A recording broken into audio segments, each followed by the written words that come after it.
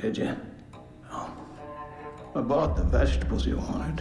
Kisah akan bercerita pada wanita yang disekap oleh seorang pria bernama Dorothy. Dia sudah lama di tempat itu dan merasakan trauma berat atas kehilangan adik kandung yang dibiarkan mati kelaparan oleh si pria tersebut. Couldn't get here before. Too much work.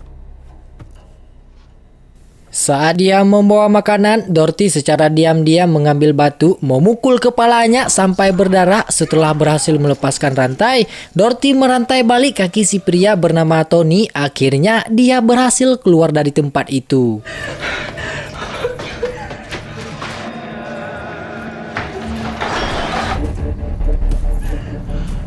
Namun sialnya, saat masuk ke dalam mobil tidak ada kunci. Sangat tidak masuk akal jika dia berjalan dengan kaki di gurun yang sangat jauh dari perkotaan. Bisa saja capek, menghabiskan banyak tenaga, dan dia terpaksa masuk ke dalam untuk menemui si Tony.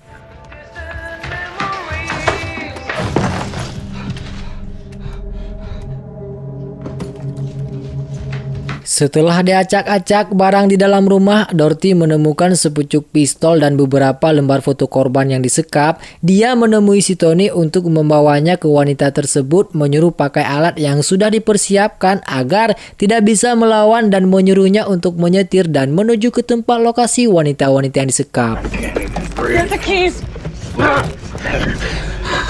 Let's go. Tempat pertama yang mereka tuju ternyata sangat jauh dari perkotaan. Tiba di sana, Tony diikat agar tidak bisa melawan.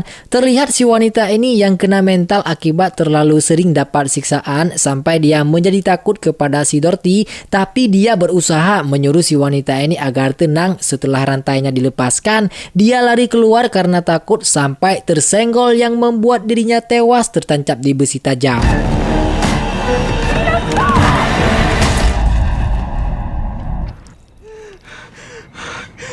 Setelah satunya gagal diselamatkan, mereka pergi ke lokasi selanjutnya di mana terlihat si wanita yang sama seperti tadi sudah kena mental, termasuk otaknya juga sudah dicuci. Setelah dilepaskan, tiba-tiba si wanita ini menyerang si Dorothy dan pada akhirnya dia dibunuh dengan beberapa tembakan.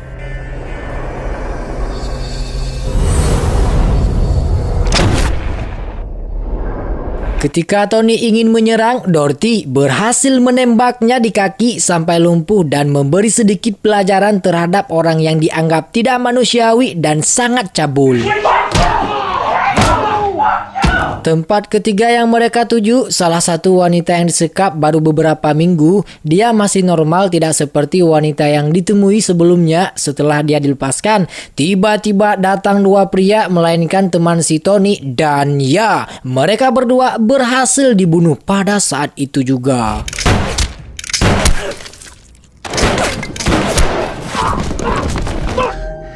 Fucking bitch. You fucking piece of shit. Fuck you.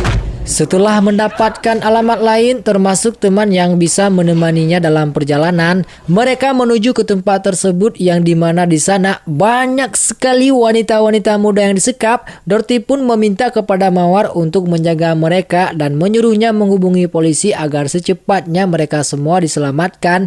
Sedangkan dia akan pergi bersama Tony untuk menyelamatkan wanita di tempat lokasi yang lain. Tapi si Tony tiba-tiba menghilang dari mobil entah kemana.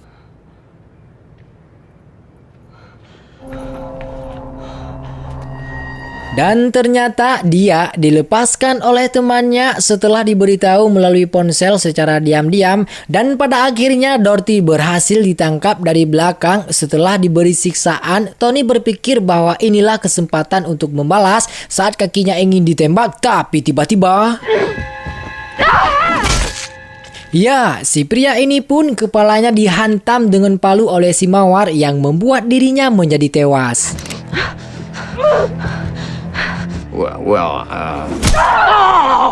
Sebagai rasa terima kasih, Dorothy tetap menyuruh Mawar untuk tinggal di sini menjaga wanita-wanita korban yang disekap selagi menunggu polisi datang, sedangkan dia akan menuju ke tempat lokasi terakhir.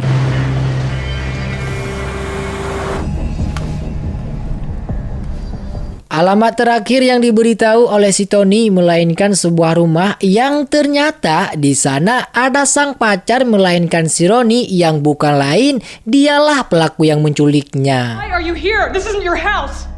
Bleeding? I'll call the police. Don't fucking move. Fuck was that? Easy, easy. What the fuck was that? Setelah menyelamatkan wanita yang disekap, tanpa banyak bicara, Dorothy langsung membunuhnya pada saat itu juga.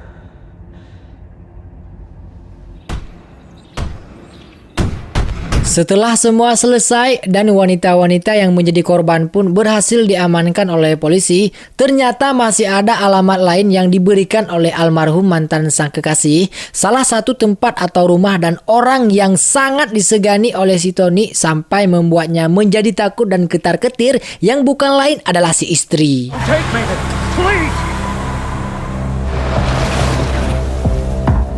Can't do this.